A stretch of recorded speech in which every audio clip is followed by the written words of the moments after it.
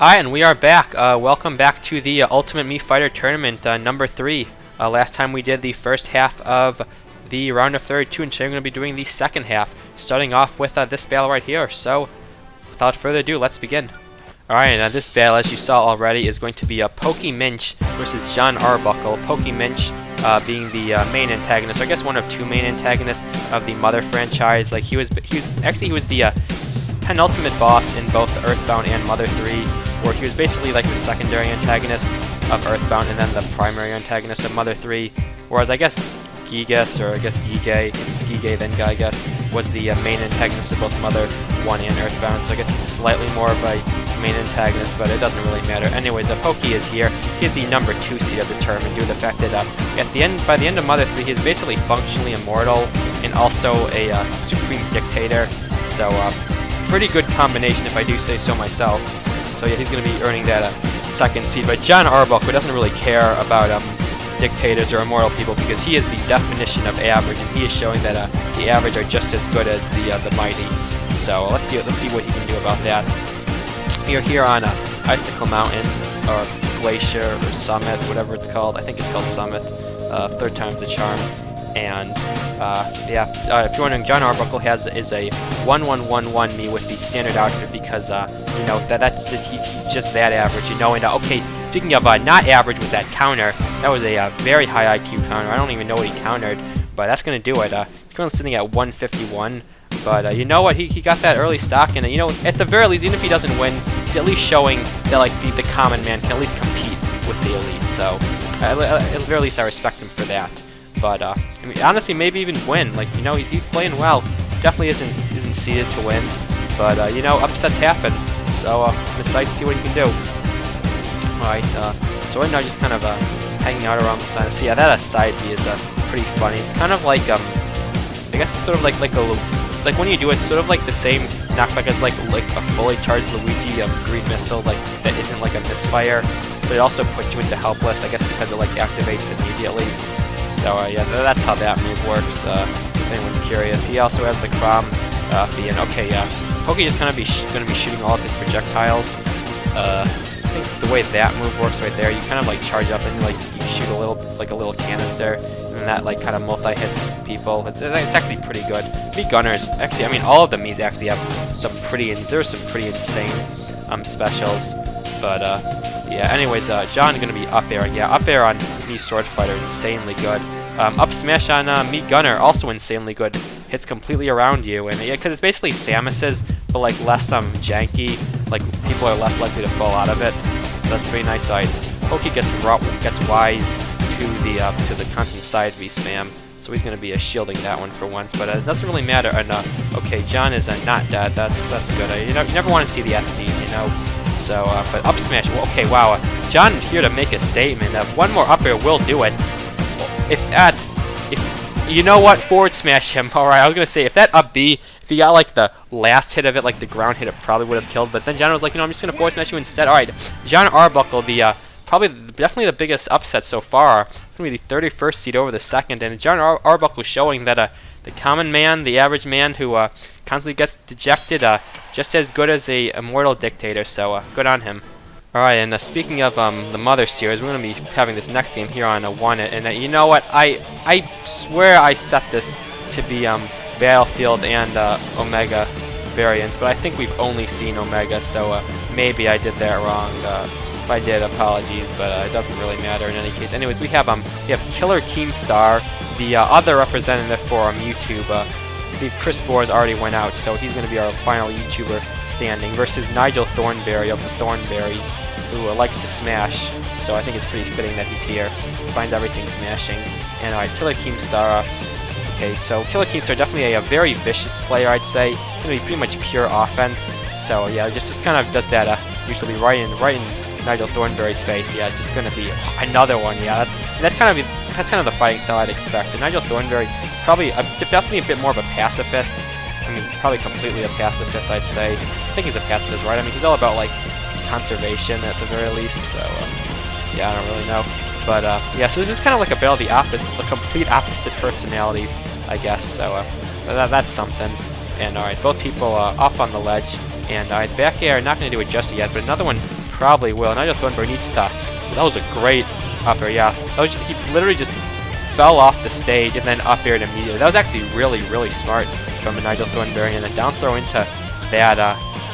That was such a good use of whatever it's called. I think it's called like the chakra. It's like the spinning blade. Just did it right into Keemstar's side B, gets the tech. Wow, okay, but gets hit with the that move is basically like a warlock kick. So yeah, pretty strong. But Nigel Thornberry doing pretty well. Killer Keemstar just kind of getting manhandled. Drama Nation is at 1 million followers, but it just isn't enough. Or I guess at this point probably like 5 million or something. But the whole size of Drama Nation not bigger than the Thornberry Nation, the Smashing Nation, and Nigel Thornberry doing a great job so far. Not really I guess he's doing a great job of just kind of letting Keemstar like just kind of overextend. He's a super aggressive player. We already know that. So he's just kind of going to let him do that. And Keemstar, yeah, honestly, if he had done like probably should have gone for like a kamikaze like up the side, because that might have evened it out pretty well. But he no longer has that option. But never mind. It's kind of down air gimps him, and we are back to even. Wow, Killer Keemstar, the ultimate. I think he just blocked Nigel Thornberry on Twitter, and that did some heavy damage to his self-esteem.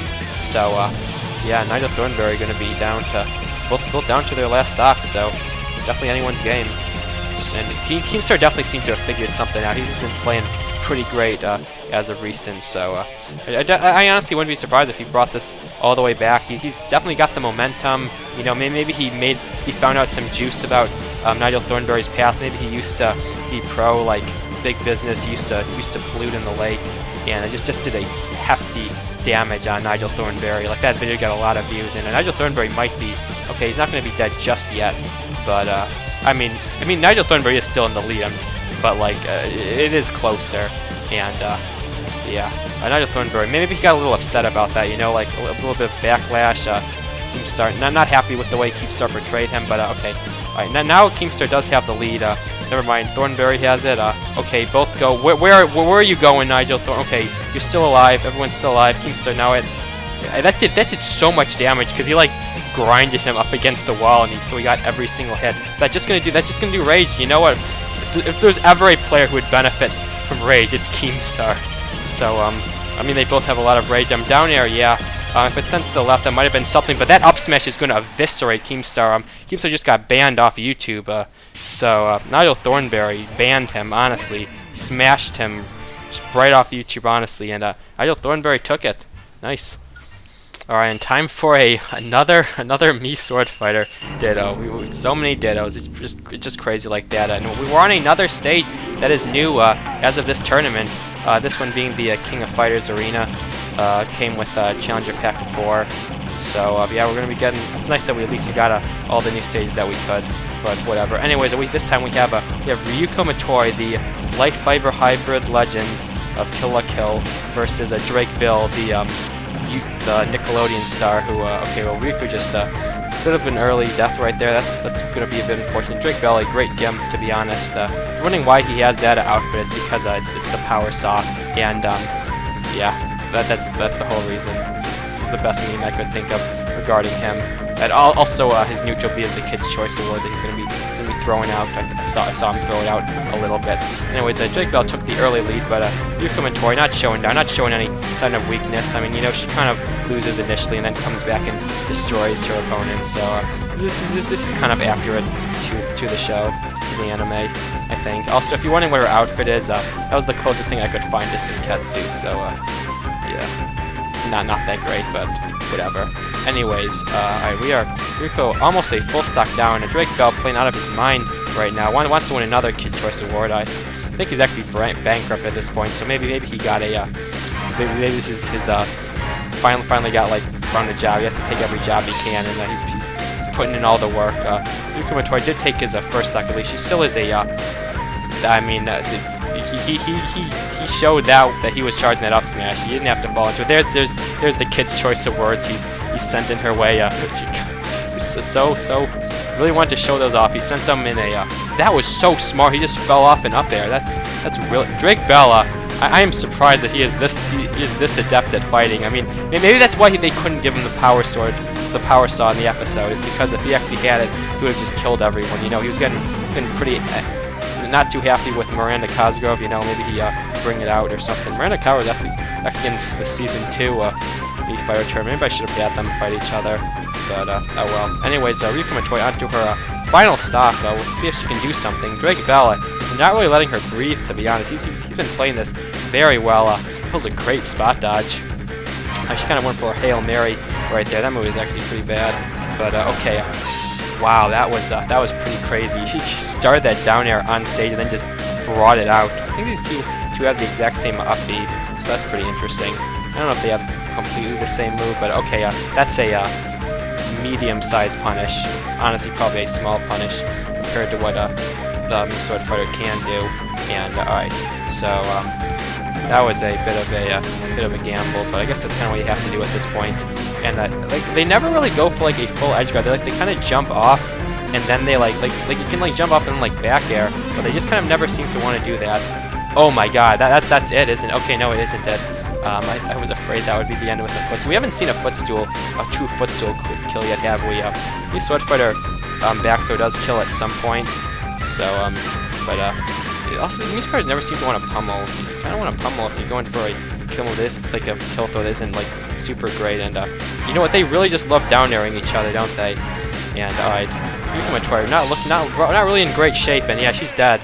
Dragonball, the one I guess a life fiber creation even stronger than she was. He's gonna be moving on. Great showing out of him. I'm excited to see where he can go. Alright, and on to the other character that I really hope is DLC. Not as much as Reimu, but this is my second pick. It is Travis Touchdown from No More Heroes. I think he also has a kind of decent chance, but I'd say Reimu has a little bit higher, but I don't really know. I mean, No More Heroes 3 is coming out at some point, so maybe there's that, but I don't really know. Anyways, his opponent is a Tommy Wiseau, legendary filmmaker, responsible for such classics as The Room, and then pretty much absolutely nothing else. They're going to be fighting here on Brinstar, a stage that pretty much has been in almost every single Smash game, I believe. Like, there was a slightly different one in Smash 64, and then, like, this is the Melee version, and then the Melee one was in Brawl, and I think this was in Smash 4 as well, until now we've got it here. So that's pretty cool. I think it's one of like 2 stages that's been in one way or another in every Smash game, along with the Corneria, I believe. Anyways, so yeah, we're gonna be having a Brawler versus Swordfire, pretty much even so far.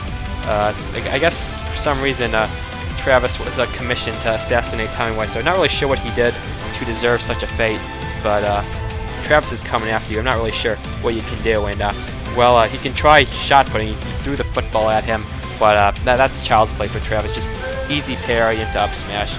Yeah, these CPUs are really good at parrying, or at least just way better than me at least. But Tommy Wiseau doesn't let it stop him. Throws the football again, and this time gets the up smash.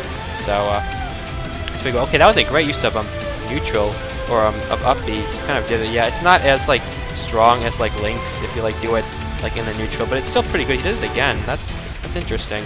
Alright, I see it, Travis. I see where you're going. I respect it. So, alright. Okay. That was insane! Drag down, forward air, into up tilt, into up air. Okay, Travis definitely knows his stuff. He's styling at this point. Like, these are some...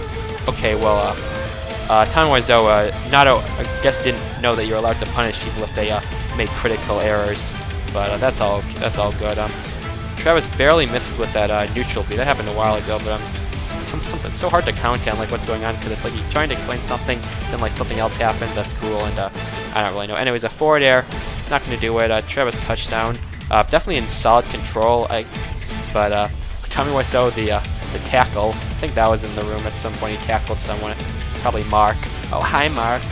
That was a terrible impression, but I'm not good at voice acting, so I apologize. Anyways, that's going to put Tommy Wiseau down to his final stock, but Travis is at 145, so it shouldn't be too much of too big of a task to bring this around. Especially when Travis is just going to keep on neutral being. Dash attack almost killed. It's not like insanely good, so it might take a little bit of time, but at least it's fast and pretty safe. So there's that.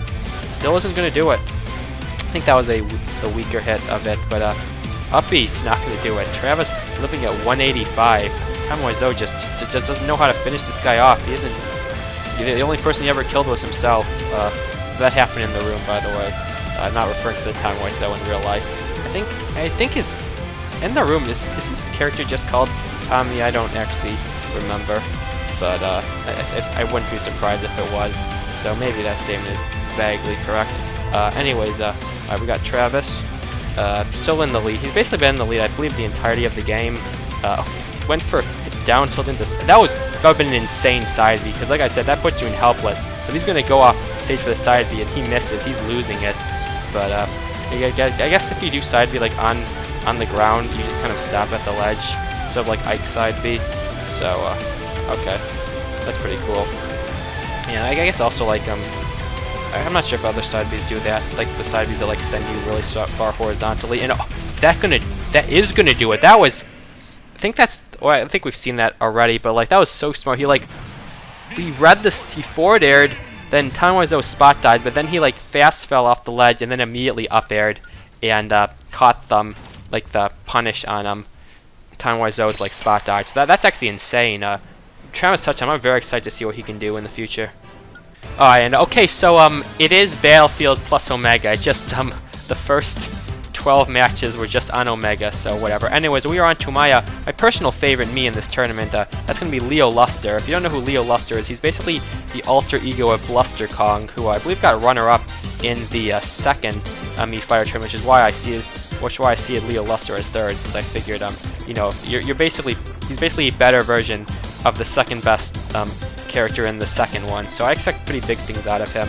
And anyways, yeah, he's basically, I believe in the episode it's called like Hunky Leo or Bluster Kong, something like that, I don't really remember. Basically, Bluster Kong tries to get a date with Candy and then fails, as always, so he makes a serum, which turns him into Leo Luster, and then he gets a date with Candy, but then he has to abandon it to save everyone from Hyrule. That's just kind of how that show goes, but it's pretty great. Honestly, the Donkey Kong Country cartoon is one of the funniest things ever, so I highly recommend you watch as much as you can. Anyway, his opponent, something from a thing I highly suggest you never watch, that's going to be Goku from Dragon Ball Evolution, one of the worst movies ever made, a movie that I just don't really understand how a full group of people collectively agreed was a acceptable thing to produce. But you know what, it happened. Now we all have to live with the fact that it exists on this planet.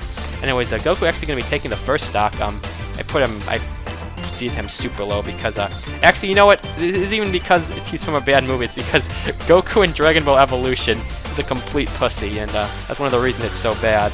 But yeah, like literally the movie starts and he's getting like bullied by like these random like guys, and it's great. Okay, drag down into grab. I think drag down fair into F tilt would have killed. Probably a little bit of a better option. Just kind of throwing these tornadoes. Down tilt. This guy, there's no way he has a jump. Yeah, I was gonna say. Goku kind of lived a long time, but Leo Luster just kind of toyed with him for a while. Still pretty close to even. I feel like Leo Luster probably would have wanted to have taken that stock way earlier, but that worked. He flashed tornado with his neutral beam, didn't take any damage. That's pretty crazy. That move does actually have super armor on it. Like at some point, I have yet to get that consistently because it's not like it's for a very short amount of time. And it's like some weird part in the middle, so I don't really know. But whatever. Okay, Dragon Ball Evolution. Goku clearly wasn't happy about me making fun of his awful movie and praising how good the series Leo Luster's from. So he's just kind of going to be pretty upset right now, going pretty ham. Leo Luster kind of needs to wake up if he wants to win this. Basically a full stock down, which really could mean one of many things given the nature of this tournament. But I think the main thing it means is that Leo Luster is losing by a lot. So alright, well, you know, he seems to have woken up a little bit. At least he's doing damage now. And but is it enough? That's the question. And alright. So also we are on Midgar, but I feel like that was probably pretty obvious. Actually, I really love the background of this stage. It's so cool. One of my favorites. Another stage that I kind of wish was legal. I mean, I know it's just FD. I mean, Battlefield. Like this could actually be like regular Midgar hazards off, and no one would know the difference. But it's whatever. I mean, the blast ones are probably slightly different, but whatever. Anyways, Leo Luster at a, well, I think if he gets this tech, he is alive and has a chance to win. If he got hit by that down B, he would not have the chance to win. That was the least safe up B I've seen in my life, but he still isn't dead. But alright, so 4th throw is going to kill. Yeah, I was going to say 4th throw on Mii Brawler, pretty good. And Dragonball Evolution, another upset, so I guess good on him. I think, well, you know what? That's just what happens sometimes. Alright, and time for our, I guess another battle, I guess. I was going to say another battle of, well, I guess, yeah, this is another battle of characters who I would be cool seeing as DLC. Mike Tyson, because I mean, he is technically from a video game. I mean, he isn't, but like, he was in a video game. You know, Mike Tyson's Punch-Out, obviously, versus Hat Kid, main protagonist of A Hat in Time. I didn't point this out, but Mike Tyson died at about 10%, which is really going to put him at a disadvantage for the rest of this game, if I'm going to be honest. The Hat Kid a huge advantage right now, basically a full stock up. So, yeah, we are on a good egg, or Egg Planet, is that what the name of the stage is? I think it's just called Egg Planet, which is for some reason like another name, well, maybe like an internal name for Good Egg Galaxy or something like that, but I'm not totally sure. Anyways, once again, it's Battlefield version, so I really don't know like how the randomness like works in this game. It seems like there's a lot of like strings of like the same thing over and over again, but I don't really know. Anyways, Mike Tyson, after that Cataclysmic Error to start off the match. He's been doing pretty well ever since then. I mean, he did take Hat Kid's first stock before he lost another one. He didn't take like an insane amount of damage. I mean, he's definitely very far behind, but like definitely not so much that he can't like make it back. And okay, yeah, smartly shields right there.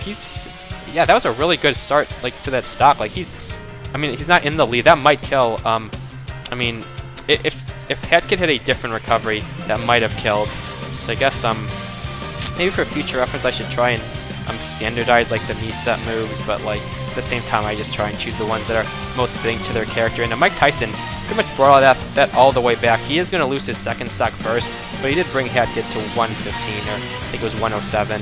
So like, you definitely don't want to count him out. But that was a great counter by Hat Kid right there. If she didn't counter that, I think she would have been dead. I'm not positive, but at the very least, what she did get was something way better. Goes for the Dare Spike. Unfortunately, a little bit too far off. Mike Tyson really likes getting kills with dares for some reason. That's interesting. Forward tilt not going to kill just yet. Went for another dare. I don't know. You don't have to do that. Hat Kid had yeah, Mike Tyson's dead.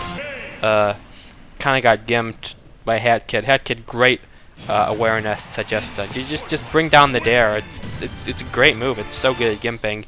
And yeah, she's gonna be moving on. Alright, and time for the second to last battle of the round of 32. We have a Stoppable, aka the most powerful character in the Kim Possible universe, a fact that I believe is true based on the events of the final episode, where he basically goes Super Saiyan Blue and kills 2 aliens, meaning he's also the only character in that show with actual confirmed kills. That's funny, isn't it? Anyway, he's going to be going against Chumlee, the legendary Pawn Stars worker / actor, who I believe is one of the reasons that that show had to end, because I think he got arrested for like meth or something like that. I don't really know. I know he got arrested at the very least. So that's always great. Wondering what outfit he's wearing. That's you know, someone brought that into the pawn shop, and the main guy paid about 10 cents for it. 10 cents for like an alien style mech suit. And you know what? Now Chumlee's using it, and Stoppable uses his monkey power to just kind of end Chumlee's first stock and bring it all the way back to even. Yeah, we have a very close game. Yeah, that's how strong that neutral B is. It killed completely no rage at like 90%, so pretty crazy. And with rage, much crazier. Anyways, look, so very close to even. Both these people very evenly raged. I mean, of course, Ron's main issue is that while he is insanely powerful, occasionally he's usually not. He just kind of has to have the right motivation going on. I do not believe Kim is currently in mortal danger, so his power level is definitely going to be pretty low right now. Maybe Chumlee kidnapped her previously, so he might be a little mad, but I kind of doubt that. So we'll have to see what happens. And Chumlee really making that mech suit work out pretty well for him. And oh my God, just run into him in Onslaught. It almost killed too. Yeah, Onslaught's crazy. Okay, that's going to be a medium-sized punish. At the very least, he didn't die. Goes for a forward smash of his own, and just down smashes him. That was Well played by Ron. That's great. Anyway, that's gonna put I think that's gonna even it all the way back up. Ron can live if he plays that correctly. He did not play that correctly. The way to play that correctly is to down B first. But I don't think Mii Brawlers know, or Mii Brawler CPUs know that a down B can be used to recover ever. So yeah, there's that. Actually, I mean, I guess it's probably because maybe they just aren't aware of like what specials they have, because I never see them like using like side B to recover either. Like they never see them do like burning drop kick into like a recovery option. But yeah, Ron, kind of a bit of a lapse in judgment right there. Kind of SD'd as usual. So many of these matches end in someone SDing. Alright, well, anyway, Chumlee's going to be moving on, so we'll be seeing more of him later. Alright, and it is time for the final battle of the round of 32. Once again, of course, it's a ditto because they're just kind of all dittos, aren't they? Because it's funny because they're not even like all dittos of like the same type. It's just, I guess I just kind of seeded them that way or something. Anyways, this time we have Syndrome, the greatest supervillain of all time, better than any super, versus a White Goodman, the greatest dodgeball player of all time, leader of the Purple Cobras. So they're going to be duking it out here on Unova. I'd say they're probably pretty evenly matched. White Goodman has, I mean, Syndrome definitely has like the tech advantage, but White Goodman is of course the a pinnacle of physical fitness. So we'll see how this goes. Syndrome, I think if he brings out like the 0-point energy, it might be all over for good old White Goodman, but we'll have to see if he resorts to something like that. So, alright, then they have very similar movesets, don't they?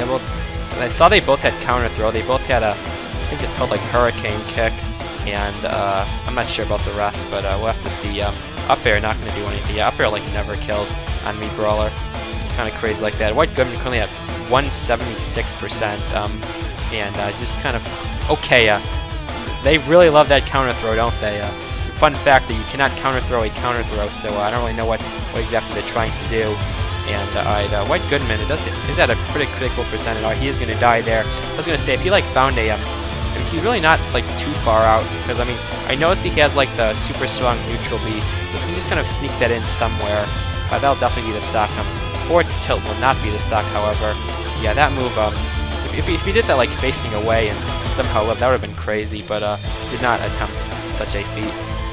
So, alright, what do we got? Okay, there's the onslaught. Yeah, 151 does nothing, but it just runs up and up smashes him underneath. So I guess that's how you use onslaught properly, is you have to then smash attack immediately out of it. So maybe that's what I've been missing all this time. And we are back to basically even. Okay, why is it that like their immediate response, whenever one of them counter throws, the other one immediately counter throws as well? Like what is that? Like, what are you doing? If your opponent counter throws, you then like punish, like you grab them, because I mean, like there's no hitbox on it, and you can't counter a grab, so just grab them, or better yet, you can command grab them if your character has one. Which, like for example, like suplex is a command grab, so you can't counter it. Syndrome just got his cape stuck in a turbine. It's going to be a critical failure right there. Literally just threw that away, basically the same way he threw in the Incredibles, but you know, not out just yet. A little bit of some hope for White Goodman. I think they have the completely identical movesets. They both have that same neutral B. They have the same. Wait, no, White Goodman has suplex and Syndrome has burning drop kick. So that's the one difference. But other than that, probably pretty much the same. I wonder if these people would be friends in real life. I feel like they probably would. They can like talk together about like how they're better than everyone else or something like that. But anyways, so Syndrome is going to be at least taking White Goodman's second stock, but that really doesn't leave him in a great spot. He is at a 110%. White Goodman gets down here, then immediately down airs again. So yeah, that's pretty funny. Syndrome getting very desperate with that burning drop kick, and White Goodman of course doesn't punish it super hard. Forward throw. That was a spike. That would have been crazy, but it is not. Just sent to the blast zone. But you know what? In any case, White Goodman's going to be taking that. Syndrome was doing well till he kind of SD'd, and well, we're not going to be seeing him anymore. But White Goodman's going to be moving on. The Purple Cobras, their champion, is moving on to the next round. So well, anyways, that's going to be it for this part. Yep, that's end of round 1, end of the round of 32. Next time, we're going to be starting the round of 16 and also finishing it. So yeah. I thank you all for watching, and I'll see you all next time. Goodbye, and take care.